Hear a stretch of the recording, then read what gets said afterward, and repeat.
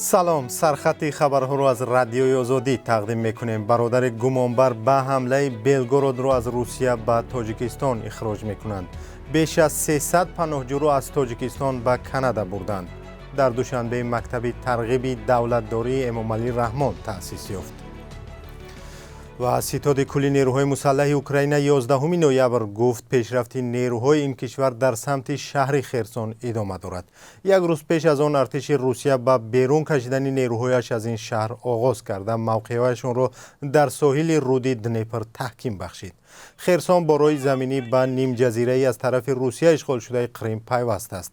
ستاد کلی نیروهای اوکراین میگوید اثنای بیرونشوی از خرسون خانه ها را روس‌ها غارت نموده اینفراساختورهای مهم را تخریب و ساکنان محله های زیر نظارتشان را مجبوراً از خانه بیرون میکشند.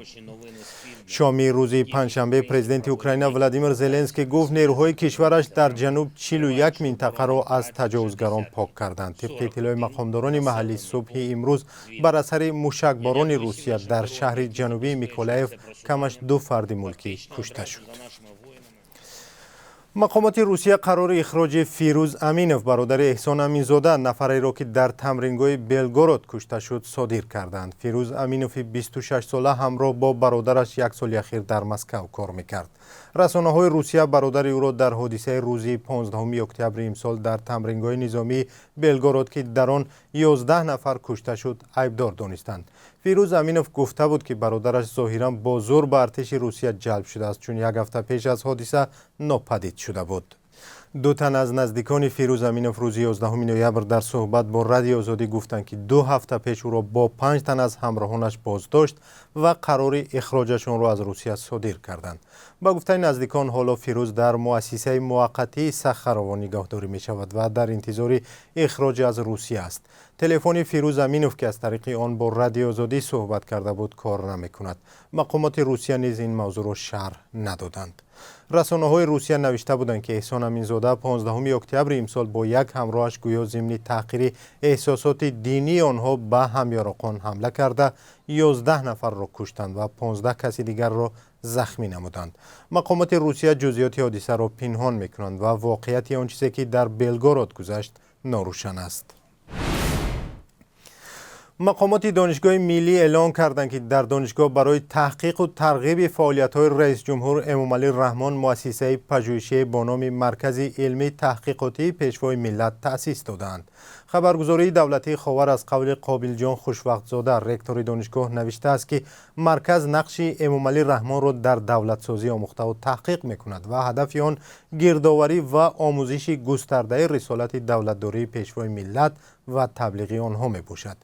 امامعلی رحمان که همین ماه از آغاز حکومتداری او 30 سال رسا می‌گذرد برای خودکامگی و سرکوب دیگراندیشان تنقید می شود. حکومت امریکا در گزارش‌های سالانه خود درباره مراعات حقوق انسان میگوید تاجیکستان حکومت خودکامه دارد که از سال 1992 توسط پرزیدنت امامعلی رحمان و طرفدارانش اداره می شود.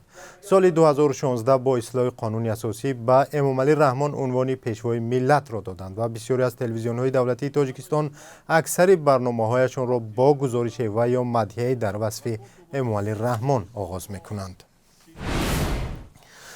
تقریباً 350 پناهنده افغان روز 10 نوامبر از تاجیکستان به کانادا رسیدند. رسانه‌های کانادا با تکیه به مقامات وزارت مهاجرت این کشور گزارش دادند که این افغان‌ها در 39 منطقه این کشور جابجا می‌شوند.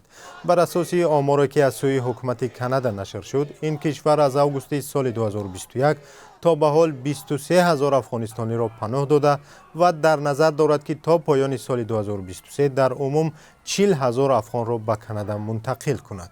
بر اساس این برنامه هر هفته صدها نفر از افغان‌ها در پروازهای جداگانه اساساً از تاجیکستان و پاکستان به کانادا انتقال داده می‌شوند. در تاجیکستان تقریباً 10,000 شهروند افغانستان زندگی می‌کنند. اکثر آنها می‌گویند از ترس طالبان به تاجیکستان فرار کردند.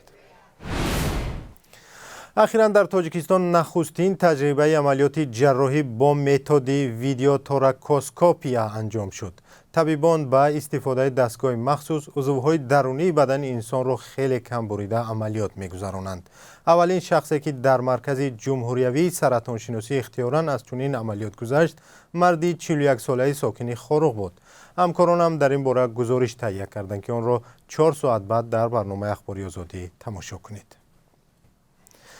فرمانده نیروهای هوایی ایران امیر علی حاجی زاده گفت که کشورش موشک بالدار گیپر صدایی ساخته است. خبرگزاری ایرانی تصنیم از قول حاجی زاده نوشته است این موشک می تواند سیستم معاصر ضد هوایی را رخنه کند.